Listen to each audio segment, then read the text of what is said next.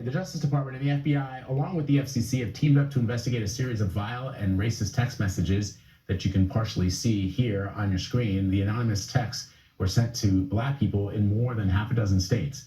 Men, women, and even middle school students started receiving them shortly after the election. Let's bring in Rona Tarrant. She's an executive editor of CBS News Confirmed Team. That is a team that looks to work to understand misinformation and share what is correct out there. And they do all sorts of investigations and things just like this. So Rona, tell me a little bit more about these texts, where they came from, and who's been getting them. So the FBI is saying that it's in touch with the Justice Department, but we're also hearing from middle schools, high schools, universities, and 2 attorneys general saying they're also looking into these text messages. So we know they're pretty widespread. Now, just from our own reporting yesterday, we identified people in more than half a dozen states who said they had received these messages. Now, they were all Black Americans. They reported receiving almost identical language in the text as well. And what we also know is that these messages, they address people by name and also mention their locations. So the number of agencies now investigating these text messages and its origins have grown. Tell us more about what the authorities are trying to find. Well, what we know from our own reporting is we actually gathered a list of these numbers that have been sent, these messages have been sent from. We tracked them back to at least 25 different states. Now, we called them afterwards, and most of them had been disconnected by the time we got through to them, but we did manage to get through to a few that had used an anonymous texting service. So authorities are going to be working with those companies to try to track back who actually sent these messages. We also got through to one person who had sent one of these messages. They told us it was a prank before they hung up. That's interesting. Just can you describe for our viewers, Rona, how you go about doing this? Because I think that's the key here, which is that a lot of people receive things on their devices, they receive things in email, and for some Americans who are not savvy in the ways of technology, they think that they're true.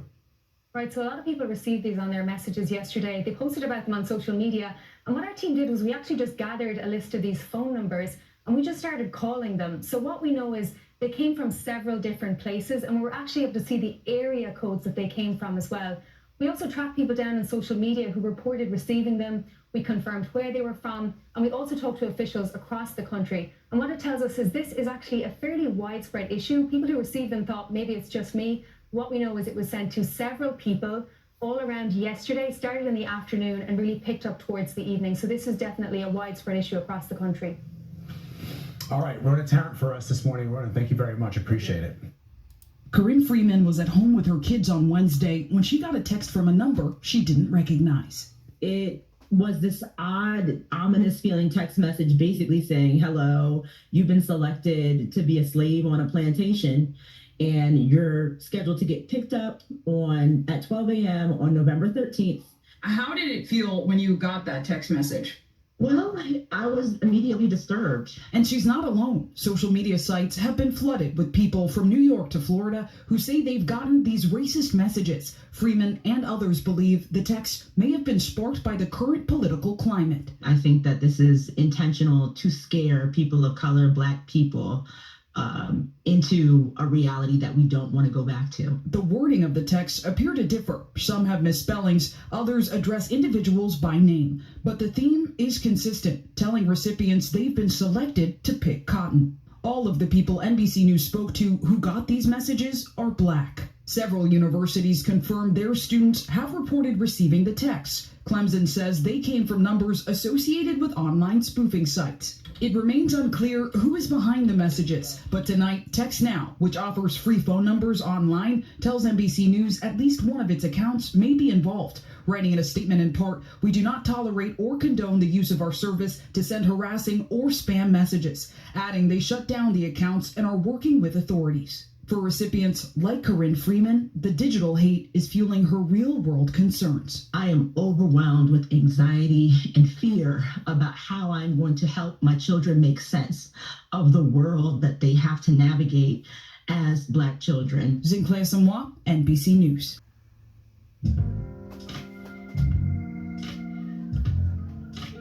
First of all praises to the Father Yahweh, Ba'ashem Yahweh Shai, Ba'ashem Rakadash. Shabbat Shalom to all the brothers and sisters in recognition to observing this day for worshiping the Most High. Sundown this evening to sundown tomorrow evening, my people, let's get some rest worship and praises to the Father Yahweh in these end times. And also because it is a commandment throughout all of our dwellings, whatever state that we are in as a people. He is definitely worthy of such. So whatever we do, let's make sure we keep the Most High on our minds and let's praise Him. Now you see what these subs are doing. Now that the orange man has assumed his position back into the White House, they are feeling emboldened with the little threats, hiding behind, doors, whatever you want to call it, throwing rocks and hiding their hands like they normally do, because subs are cowards. Okay, that's what they are. But I have a message for the subs today in today's lesson. A big message. You see, what the message is for the subs, you are going to see your fate. For those of you that don't know what your fate and how you are going to end in the Most High's word, it is prophetic. This is what's been written, and this is what has been taught, and this is what it's going to be, because the Most High word never, ever comes back void. And that's just what it is. So you can throw your little rocks, hide your hands, hide behind closed doors like the filthy pigskin sub that you are, and then want to holler it's a prank. Ain't nobody going into no slavery but you. And by the end of this lesson, you are going to see that. And that's just what it is. But before we get into the lesson, I have a message to my people, the people of the book over here in Proverbs. Oftentimes I keep hearing the word, the phrase, white supremacy. You see, it is that phrase right there that emboldens these low-life subhumans to think that they are supreme over you, and they are not.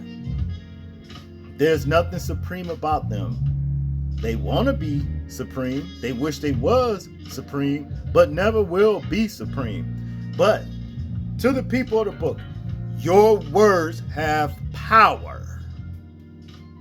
And what I want you to do is to eradicate that word, that whole entire phrase out of your mind. Because what the mind thinks, the heart speaks. You see? Get it out your head. Get it out your psyche. There is no such thing as white supremacy. When you speak phrases like this, you embolden them to do little dirty little things like this. You see what I'm saying?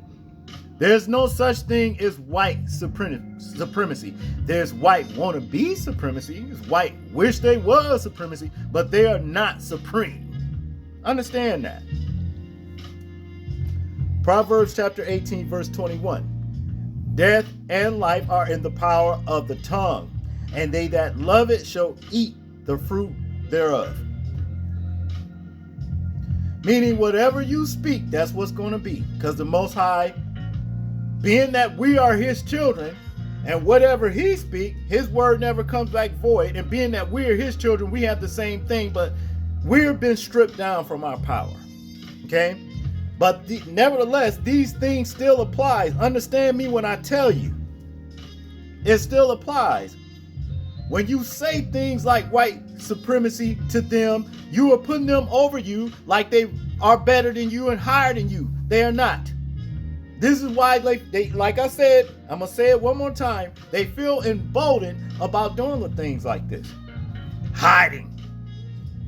Like the sniveling, low-life, subhuman cowards that they are. Okay? Now let's get into the message for these subs.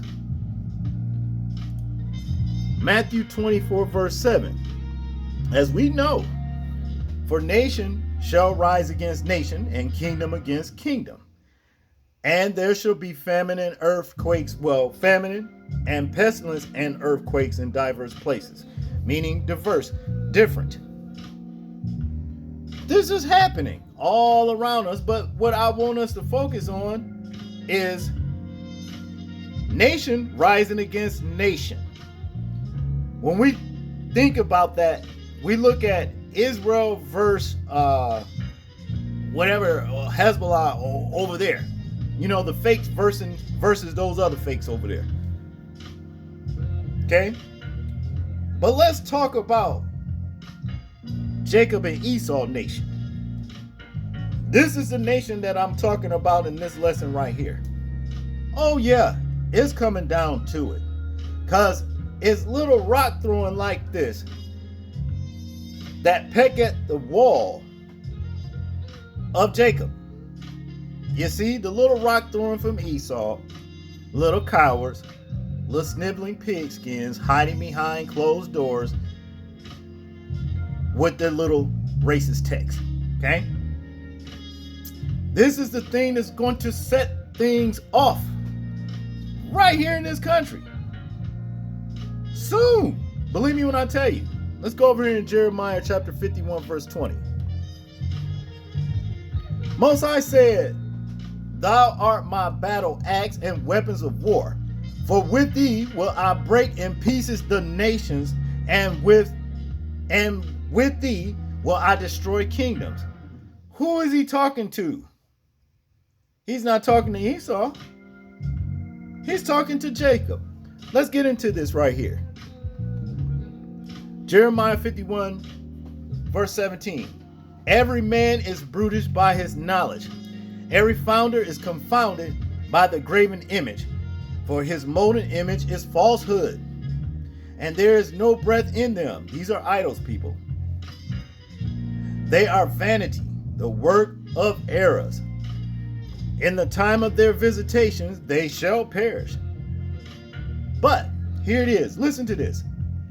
The portion of Jacob is not like them, for he is the former of all things, and Israel is the rod of his inheritance. The Lord of hosts is his name. Thou art my battle axe and weapons of war. For with thee will I break in pieces the nations, and with thee will I destroy kingdoms. And with thee will I break in pieces the horse and his rider. And with thee will I break in pieces the chariot and his rider. With thee also will I break in pieces man and woman. I want you guys to understand this is talking about what Jacob is going to do to the enemy. Let's continue. And with thee will I break in pieces old and young. And with thee will I break in pieces the young man and the maid. And will also break in pieces with thee the shepherd and his flock. Everything they got, folks. You understand that? And with thee will I break in pieces the husbandman and his yoke of oxen. And with thee will I break in pieces captains and rulers. Captains and rulers. Captains and rulers. You understand that? Get it in your head, folks. Ain't nobody supreme over you but the Most High, Yahweh, Ba'ashem, Yahweh Shai. You understand that? Kill this phrase, white supremacy. Stop feeding into that phrase. Your words have power. See, because the Most High is finna raise his people up to do some serious battle. Now, let's go over in Obadiah chapter 1, verse 21. And it reads, And saviors shall come up on Mount Zion to judge the mount of Esau, and the kingdom shall be the Lord's. Okay? See, a lot of things gonna happen to Esau before the Most High comes back. You understand that? The Most High gonna stand his people up to get this thing done. Okay? Now, Obadiah 1, verse 18. The house of Jacob shall be a fire, and the house of Joseph a flame, and the house of Esau for stubble. And they shall kindle in them and devour them, and there shall not be any remaining of the house of Esau. Listen to me, you little racist text senders. This is your fate. Because you are Esau. You were first Cain, but you come from Cain's lineage. Kenites. You are Esau. This is your fate. This is what's coming for you while you playing little games behind closed doors with your little nasty little booger-eating fingers. For the Lord has spoken it. And they of the south shall possess the mount of Esau, and they of the plain, the Philistines. And they shall possess the fields of Ephraim, and the fields of Samaria, and Benjamin shall possess Gilead. And the captivity of this host of the children of of Israel. Let's read that again. And the captivity of this host of the children of Israel shall possess that of the Canaanites. These are all your cronies that run with you, Esau. The ones that were in confederation with you to put us into slavery.